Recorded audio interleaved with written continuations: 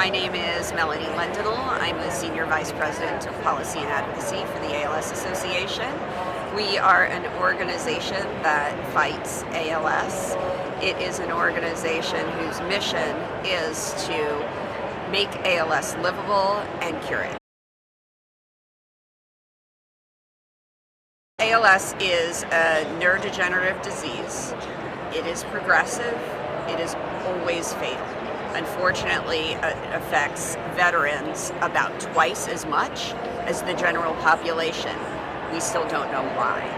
From diagnosis to death is typically about 2 to 5 years. About 80 years ago, Lou Gehrig was diagnosed famously with ALS, which is why it is also called Lou Gehrig's disease. We've made tremendous progress during that time. We now have treatments that are FDA approved that slow progression of the disease, and there is now one drug that has been approved through accelerated approval that targets one form of genetic ALS and is actually showing not just halting progression of the disease, but actually people regaining function. So it is without question that we can say that we will see a cure for ALS for certain forms in our lifetimes. That's how close we are.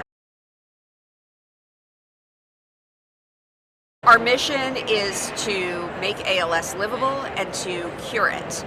In doing so, we have 3 areas that we focus on. It's care services, so ensuring that wherever people seek care across the country, they have someone from the association that can support them through that journey, at every part of that journey. We also have a research department. We fund early stage research throughout the country to try and, of course, make ALS livable and cure it.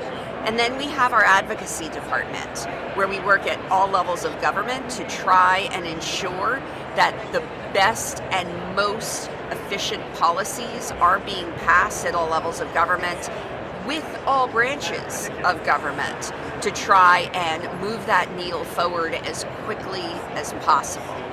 Right now, we believe there are about 30,000 people in the country currently living with ALS. We also believe that unfortunately there will be many more diagnosed in the future. So this is a race in every sense of the word to try and make ALS livable and to cure it. At the World Orphan Drug Congress, I am going to be specifically talking about one of the drugs that has been approved through accelerated approval to treat one specific genetic form of ALS. Right now, we know that this drug is not only halting progression of the disease in many ALS patients, but is actually reversing the progression, and people are regaining function. What I'm speaking about specifically is how to ensure that people are actually able to receive drugs that are approved through accelerated approval.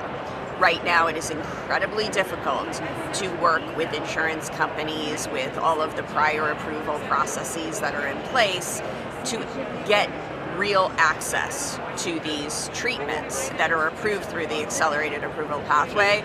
So the case study that I am sharing is about how we have been able to do that through a systematic approach, a multi-pronged strategy where we've pulled all levers to get to where we are today, where the majority of people living with ALS who have this specific genetic mutation that this particular treatment targets are actually getting it.